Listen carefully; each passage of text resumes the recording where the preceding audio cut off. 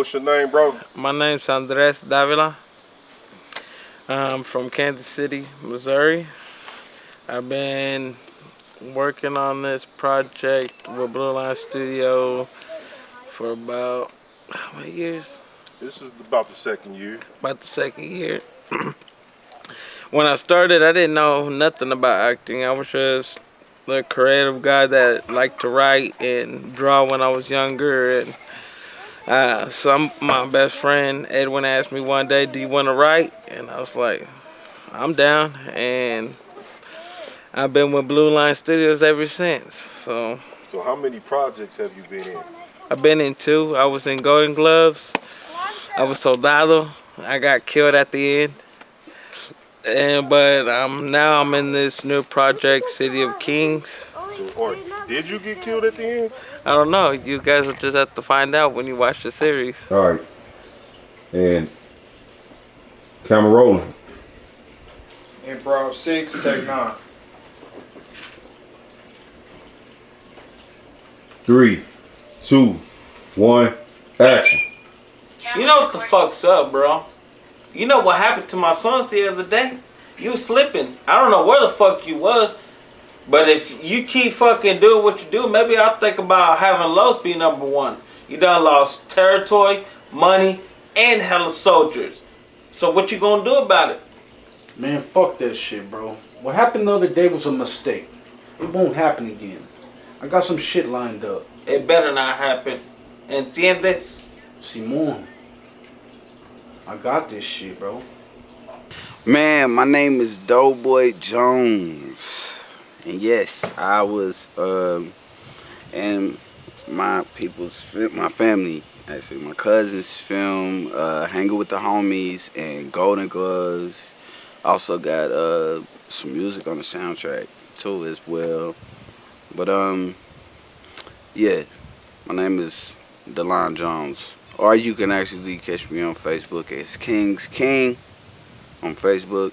I ain't established my Instagram yet, but yeah, if you really want to get in touch with me on anything else, you can look up Blue Line Studios and get all my information from there. So what's been the biggest challenge of this year? Acting, production-wise, what do you think? The biggest challenge of it is, you know what, I can't really say that it's been like a serious challenge. Not really, because you know everybody that that's a part of that's a part of this, the movie, and from Cooking with Crooks and everything, the whole team, everybody do their part. So I don't really see nothing other than when it's hot as a motherfucker on the days that we shoot sometimes. 2, 1, action. And there's the contribution. Just like I promised, it's all there. Cool. Alderman, what's going on, man? It's cool. Nah, I don't think we need this type of money. Just take this down to my assistant Shirley, and she'll be able to handle all the particulars. Man, what's up with your guy? Like, you know what I'm saying? Sorry, not today, Phyllis.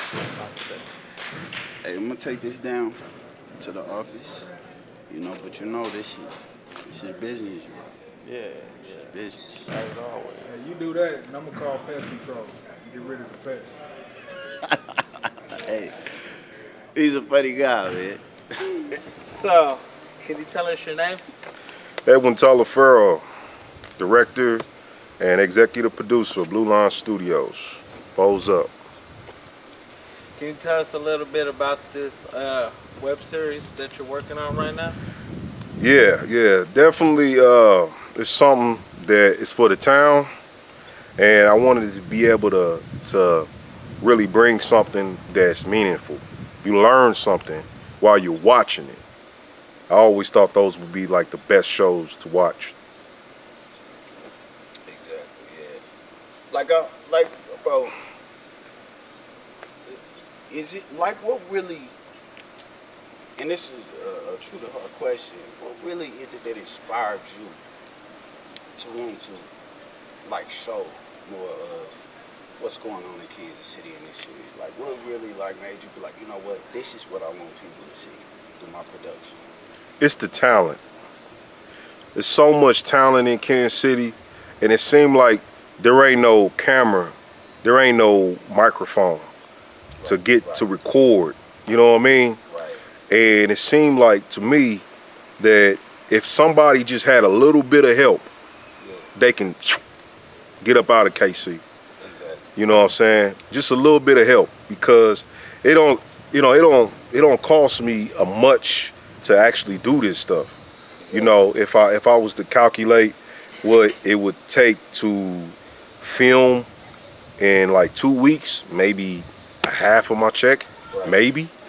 You know what I mean?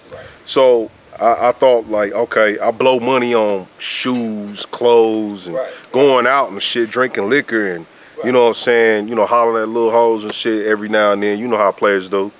You know, but I mean, I thought it'd be much better for me to use my money to help somebody else, because we always talk about helping people. We always talk about try to help the homeless and all that. But what if you knew somebody that was talented like as fuck, talented as fuck, and all you do is blow money on vacations and all this other shit, and if you just maybe just gave them a loan or found, I mean, opportunity for them or something, boom.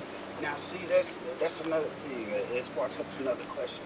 It's like, at that moment when you was like, you know what, man, at that moment that you're talking about now, where you was like, man, I would rather, you know what I'm saying? Now, you know, I've been knowing you. We grew up together. From the hood, yeah. From the hood. From kids. And so I'm curious to know, and I'm sure everybody else would want to know, when was that moment that you was like, you know what, I feel like I want to write a movie, or I want to write a series, or I want to, you know what I'm saying, bring the talent that I know and that's around family and friends and all in, make something happen out of my dream. When did you realize that that's what you wanted to do? We was in the hood during this time. I was watching Friday, and Ice Cube was my favorite rapper, next to like Tupac and Ice Cube, Dr. Dre, everybody.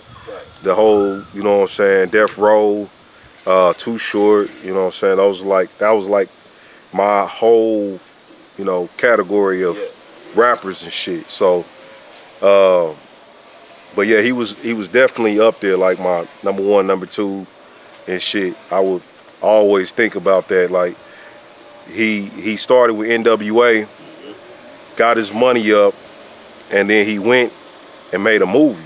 You know what I'm saying? Straight out of Compton later on, you know what I'm saying? But